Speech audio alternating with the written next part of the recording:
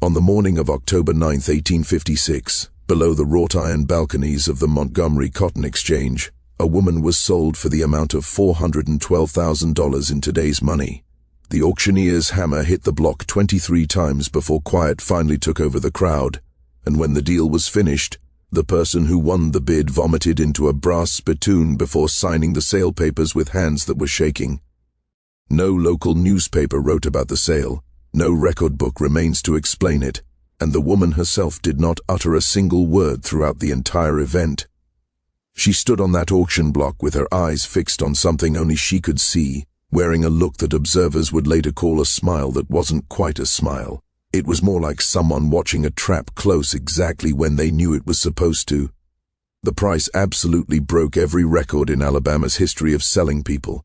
It was worth more than the total value of 3 working farms combined. It represented more wealth than most of the men in that room would gather in their whole lives, and yet 6 different buyers competed for her with a frantic urgency that seemed like madness, pushing the price up in small steps that made no business sense, following no reason except the terrifying certainty that whoever owned this woman would possess something worth much, much more than money. What kind of secret could make such an impossible price justified? What knowledge could turn a person into the most expensive piece of property ever sold in the southern states? And why did 3 of the men who bid on her that October morning die in strange ways within a year and a half, while 2 others completely abandoned Alabama forever, leaving their farms, their families, and their whole lives as if something scarier than debt or scandal was after them? Before we keep going with the story that Montgomery tried so hard to hide, we need you to join us. Please subscribe to The Sealed Room and turn on that notification bell, because the stories we find here are the ones that powerful people spent many years trying to wipe out of history. Leave a comment telling us where you are watching from and what you think this woman's impossible secret might have been. We are building a group of people who refuse to let these truths stay forgotten. Now, let us go back to that October morning, when something stepped onto the Montgomery auction block that should never have been there at all. Montgomery, in 1856, was a town intoxicated by cotton money and completely sure of its own power. The Alabama River carried riverboats loaded with cotton bales going to factories in faraway cities, and the fancy houses along Dexter Avenue held families whose fortunes had been pulled from the soil by the work of people they legally owned, but never truly controlled. The town's 28,000 people were separated into the usual groups, white and black, free and enslaved, powerful and weak, but these divisions were always more fragile than anyone wanted to admit. The Cotton Exchange was located on Commerce Street, a grand building with pillars that tried to look noble, but mostly just looked like a stage set for a play about an empire. Inside, the auction floor could easily hold 200 men, and on busy days it did, with farm owners, buyers, and business brokers doing the deals that kept Alabama's economy running. People were bought and sold here 3 days a week. They were sold right next to future cotton deals, storage space, and shares in riverboat companies. Everything could be bought and sold. Everything had a price. Everything was reduced to numbers in large books that recorded profits and losses, without ever admitting the moral failure that made such records possible. The auctioneer that October morning was a man named Silas Whitmore, 51 years old, with a rough voice and a reputation for being fiercely effective. He had run more than 8,000 sales in his work, and he took pride in his ability to understand a crowd, to feel when bidders were nearing their limit, and to pull the highest price from every sale. His pay depended on the final price, and he had learned ways to create competition, even when people didn't really want to bid much. A carefully timed stop, a pointed question aimed at a bidder who wasn't sure, a simple mention of another buyer's interest. These were the tools of his job, and he used them with the precision of a doctor. The morning had been moving normally until about 10:30 when the side door opened, and 3 men came in, guiding a woman whose presence immediately changed something important about the atmosphere of the room. The crowd's talking didn't totally stop, but the nature of it changed, becoming quieter, more careful, as if everyone suddenly sensed that something highly unusual was about to take place. She seemed to be somewhere between 30 and 40 years old, though her face had a quality that made it hard to tell her exact age. Her skin was the color of strong coffee, and her face suggested mixed heritage that might have included African, European, and maybe Native American bloodlines. She stood about 5 feet 7 inches tall, which was unusually tall for a woman of any race at that time, and her posture showed a calmness that seemed almost insulting given her situation. She wore a simple grey dress, clean but clearly used, and her hair was pulled back in a way that showed a face with a striking intelligence. But it was her hands that caused the first whispers of confusion. They were covered in ink stains, the kind that build up on fingers that spend hours writing, and her palms had hard skin in places that suggested working with a pen, not working in the fields or doing housework. For anyone who knew about enslaved labor, these hands told an impossible story.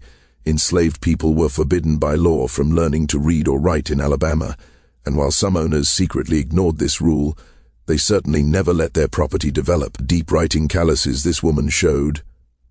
Silas Whitmore stepped down from his platform, his professional expression briefly failing to show genuine uncertainty. He spoke quickly with the 3 escorts, looking at papers they provided, and those closest to the front later said his face showed a mix of confusion, then disbelief, then something close to fear. When he returned to his platform, he held a sealed envelope in his left hand, and his right hand shook slightly as he raised it to ask for attention. The auction floor became silent with surprising speed. Men sensed that something extraordinary was about to happen, and even the most tired bidders leaned forward, their business instincts sensing a chance they could not yet define. "Gentlemen," Whitmore began, his voice lacking its usual strong confidence. "We have before us today a lot that needs a special introduction. The woman you see has been labeled property number 47.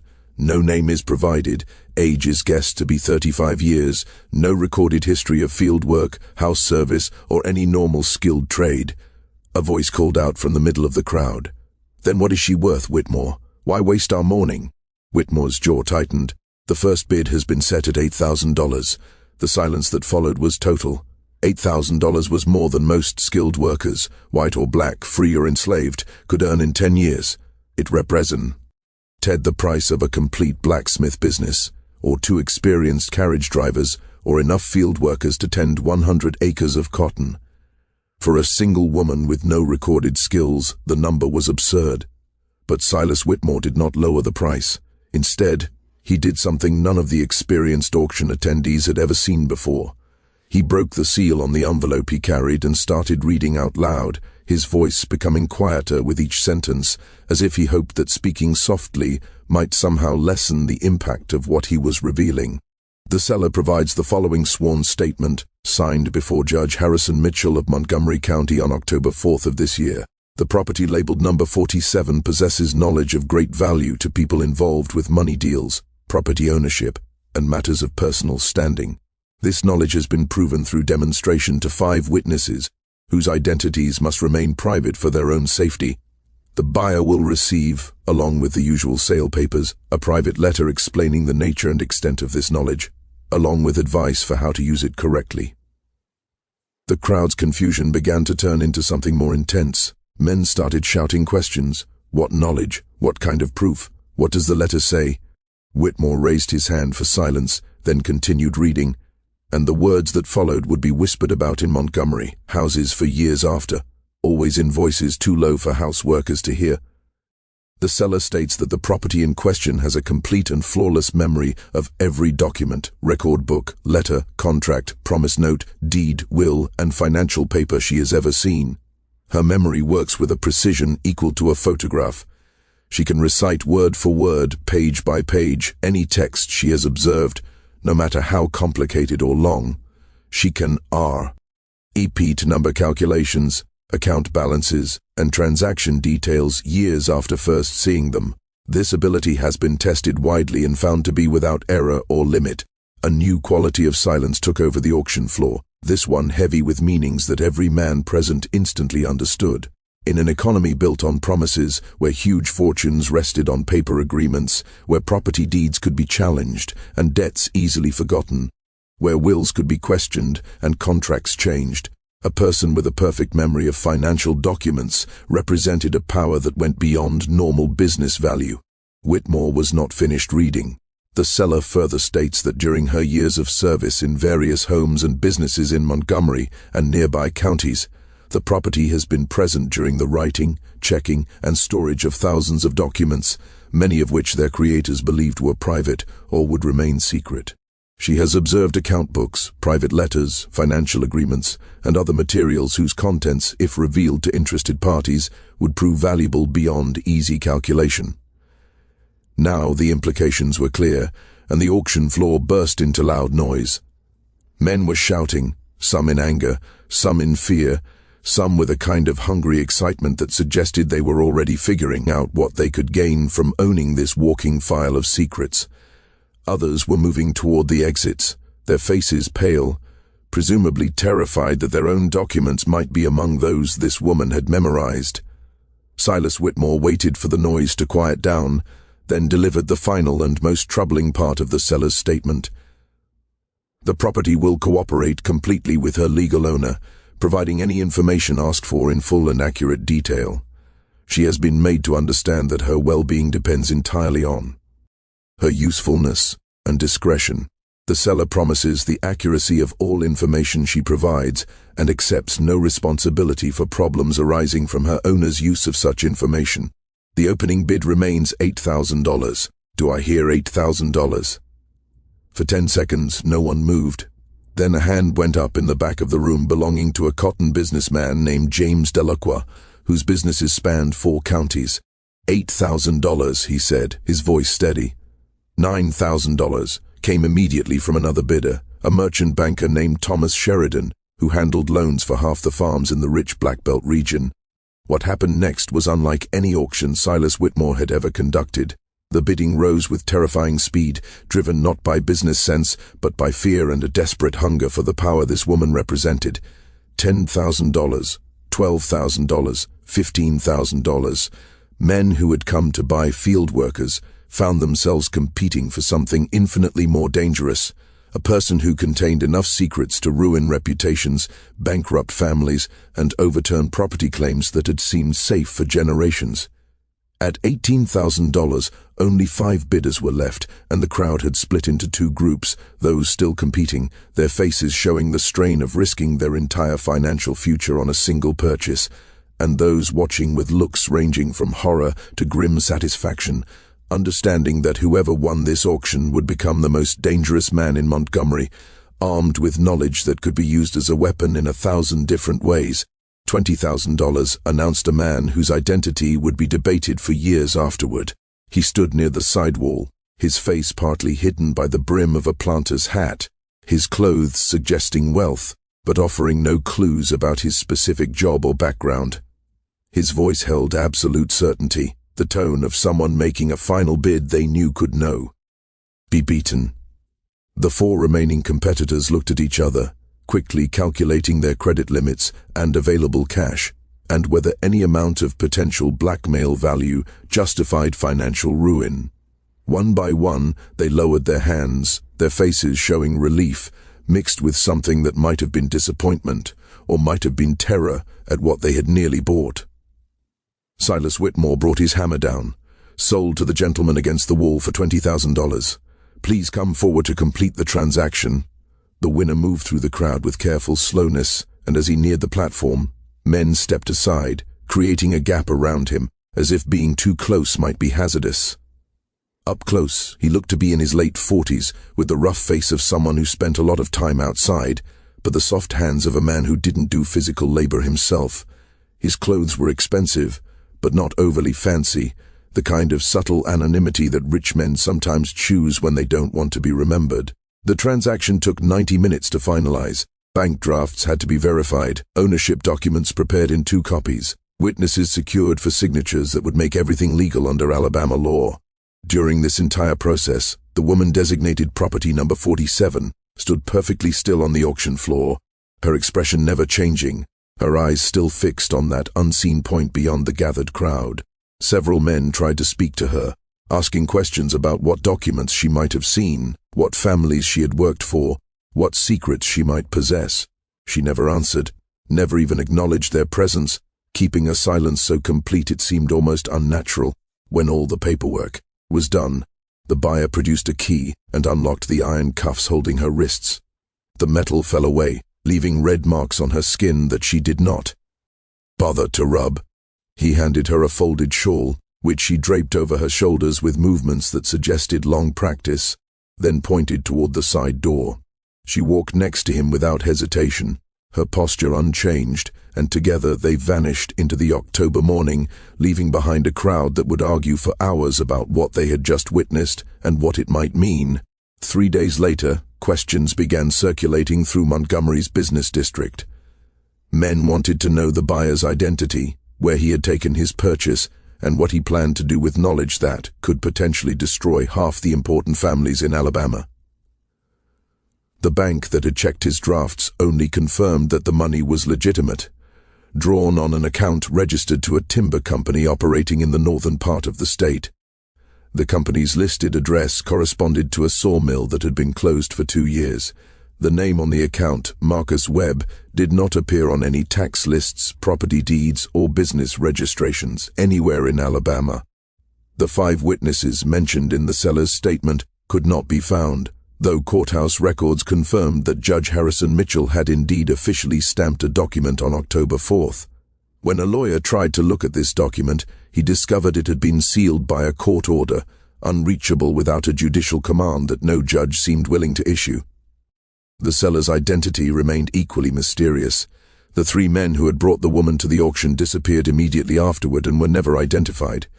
But the most troubling information came from the woman's own past, because once people started looking into her history, they discovered something that should have been impossible.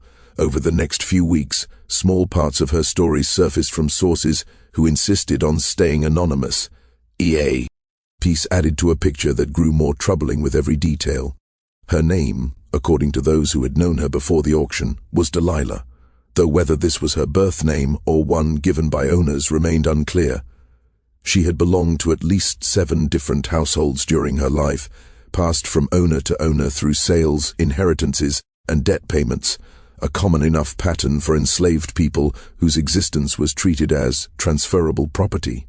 But what made Delilah's path unusual was the specific type of household that consistently acquired her. She had spent time in the home of Montgomery's most well-known attorney, where she worked as a house servant, but was often present in his office during client meetings and document preparation. She had belonged to a cotton dealer who kept detailed account books, tracking credit given to dozens of farm owners, and she had been in the room when these books were reviewed and updated. She had served in the household of a judge whose personal library contained land deeds and property maps going back to Alabama's early days, documents that established ownership claims for thousands of acres. She had worked for a merchant banker who processed loans and mortgages, and she had been present during talks where men pledged their farms as security against gambling debts they had no real hope of repaying. In each household, she had been valued for qualities that seemed ordinary at the time. She was quiet, unobtrusive, effective at domestic tasks, and had what owners described as an unusual stillness that made her easy to forget. People would discuss secret matters in her presence, review private documents while she cleaned the room, negotiate sensitive agreements while she served tea, never thinking that her silence might hide attention rather than ignorance. After all, she was illiterate, or so they believe. Enslaved people were not taught to read. They couldn't possibly understand the importance of contract wording or property lines or account balances that determined who owned what and who owed whom. Except Delilah could read. She had taught herself somehow, perhaps by watching lessons given to white children in the homes where she worked, perhaps through access to books left carelessly within reach, perhaps through help from someone who broke Alabama law by assisting an enslaved person to gain forbidden knowledge. And she possessed something beyond the ability to read, something that couldn't be taught or learned, only discovered with horror by those who encountered it. Her memory worked with a precision that seemed to break natural law. The first person to document this ability was a farm owner named Richard Thornhill, who had purchased Delilah in 1853 when she was about 30 years old. Thornhill ran a medium-sized cotton farm and bought Delilah to work as a house servant, attracted by reports that she was reliable and needed minimal supervision. She worked in his home for 8 months without issue, performing her duties well, keeping the same quiet manner that had marked her service in previous homes. Then one evening in March of 1854, Thornhill made a discovery that would eventually lead to Delilah's appearance on the Montgomery auction block 2.5 years later. He had been reviewing account books in his study, trying to fix a difference in his cotton sales from the previous season. The numbers did not match his memory, suggesting either a mistake in his bookkeeping or possible theft by his agent in Mobile. He spent hours searching through letters and receipts, growing increasingly frustrated until Delilah entered the room to clear his tea things. Without thinking, he asked her a question he would regret for the rest of his life. "Where did I put that?" "Letter from Mobile, the one about the October cotton shipment?" Delilah paused, her hand still holding the tea tray, and for the first time in 8 months, she spoke more than a simple "yes sir" or "no sir" response. "The letter is in the drawer of your desk, third from the top, filed behind correspondence from your brother. It arrived on October 19th. Your factor wrote that he had sold 17 bales at 9 cents per pound for total proceeds of $843.60, minus his commission of 6%, leaving a balance of $792.98 to be credited to your account." Thornhill stared at her, confusion slowly turning into understanding, then into something close to fear. The letter she described was from 4 months earlier. She had been in the room when he read it once, but only once, and he had never discussed its contents with anyone. Yet she had just recited specific financial details with precision that exactly matched the letter, because he found the document where she said it would be, and confirmed every number she had provided. Over the following weeks, Thornhill tested her again and again, asking about documents she had been present for, letters he had reviewed in her presence, account books she might have seen while cleaning his study. Every test gave the same result. She could recite pages of text word for word. She could reproduce columns of numbers with perfect accuracy. She could describe documents she had seen once, months, or even years earlier, with detail that went beyond his own memory of the same materials. Thornhill immediately understood what he possessed. Delilah wasn't just a house servant with an unusual memory. She was a walking archive of every document she had ever observed. And given her history of service in homes and businesses across Montgomery, she potentially contained enough financial information to completely change the economic landscape of central Alabama. He knew who owed what to whom. She knew which property deeds had mistakes that could be used. She knew which men had signed contracts they later denied, which accounts contained fake entries, which fortunes rested on paper claims that wouldn't survive legal inspection. Richard Thornhill was not a very moral man, but he had enough imagination to recognize danger when it appeared. He understood that owning Delilah made him powerful, but it also made him a target. Every person whose secrets she held would have reason to either acquire her or eliminate her. Every competitor who learned about her abilities would seek to purchase her regardless of cost, and if word spread too widely, some might decide the safest choice was simply to kill her, wiping out the archive before its contents could be used as a weapon. Thornhill kept Delilah's abilities a secret for nearly a year, using her only when needed to gain an advantage in business talks.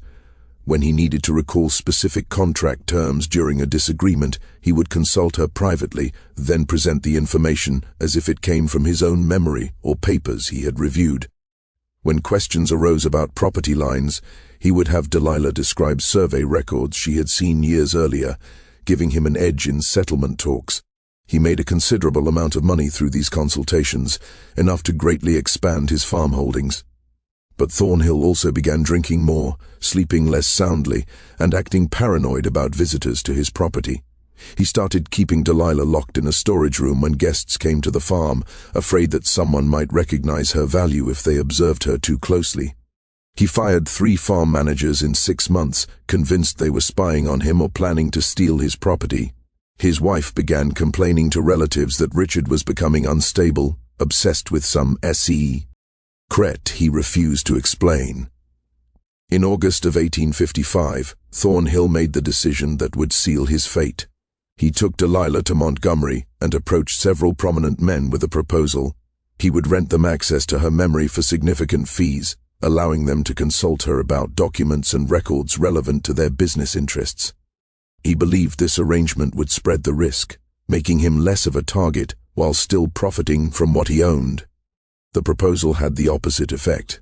Once people understood what Delilah represented, they didn't want to rent access. They wanted to own her completely, to control her knowledge absolutely, and to prevent anyone else from using her memory against them. Within weeks, Thornhill began receiving offers to purchase Delilah, some accompanied by barely hidden threats about what might happen if he refused to sell. His farm was broken into twice in September. His cotton warehouse suffered a suspicious fire in October. In November, someone shot at him from the trees while he was riding his property, the bullet passing close enough that he felt the wind of its passage. Richard Thornhill broke under the pressure. In December of 1855, he sold Delilah to an intermediary for $12,000, a fortune that should have represented triumph, but instead felt like escape from a trap he had built for himself. He took his wife and children and left Alabama within a month, moving to Kentucky, where he purchased a small tobacco farm and lived quietly under a different name until his death from sickness in 1862. He never spoke publicly about Delilah or what he had discovered about her abilities, and his family kept this silence even after emancipation made such revelations legally safe. The intermediary who purchased Delilah from Thornhill was an attorney named Samuel Crawford, a man whose work focused on the kind of secret services that wealthy families needed when scandals threatened their standing. Crawford understood that Delilah represented something entirely new, a commodity whose value lay not in physical labor, but in information, and information of a type that could never become public without destroying its worth. He spent 9 months talking with various parties about what to do with her, how to get the maximum value while managing the enormous risks her knowledge represented. Samuel Crawford's consultations led him to a conclusion that would prove catastrophic for everyone involved. Rather than selling Delilah to a single buyer who would control all her knowledge, he decided to auction her publicly, creating competition that would drive the price to unseen levels, while simultaneously ensuring that multiple powerful men understood exactly what was being sold. The auction would serve as both a sale and a warning, demonstrating that secrets existed and could be bought, that no private document remained truly private if the wrong person had seen it, that the entire structure of credit, debt, and property claims in Alabama rested on assumptions about secrecy that might no longer hold true. Crawford spent weeks planning the event, sending quiet messages to men whose business interests made them likely buyers, arranging for Judge Mitchell to officially stamp the seller's statement, and ensuring that everything would be legal and binding under Alabama law. He understood that the auction would create chaos, but chaos, he believed, could be profitable for someone positioned correctly to benefit from it. What Crawford failed to see was that some secrets are too dangerous to be sold, that knowledge of certain types carries a burden that crushes everyone who touches it, and that the men competing for Delilah weren't bidding on a commodity they hoped to profit from. They were bidding to prevent others from acquiring a weapon that could destroy them. The man who purchased Delilah for $20,000 was named Marcus Webb, and that much at least was true, though everything else about him was a carefully created fiction. He was not a timber company owner. He ran no business in northern Alabama. He was something far more dangerous, a professional blackmailer who had spent 15 years building a network of informants and compromised sources across the South, collecting secrets the way other men collected land or cotton bales, and he had been searching for someone like Delilah for most of his career. Webb immediately understood what Crawford's auction meant. It wasn't just a sale of one unusually valuable piece of property. It was a revelation that perfect memory existed, that a human archive walked among them, containing information that powerful men believed was safely buried in private letters and locked account books. And Webb understood something else that Crawford had been too greedy to realize. The auction itself was Delilah's death sentence, because once everyone knew what she contained, she became too dangerous to be allowed to live. Webb's purchase was not an investment. It was a rescue operation, though whether he intended to rescue Delilah or simply to rescue the secrets she held remained unclear even to him. He took her from Montgomery within hours of the auction's end, traveling by hired carriage north toward the Tennessee border, moving quickly enough to stay ahead of anyone who might be following. He had arranged a temporary safe place, a farmhouse in Limestone County, owned by an associate who asked no questions and kept no records of visitors. They arrived after dark on October 10th.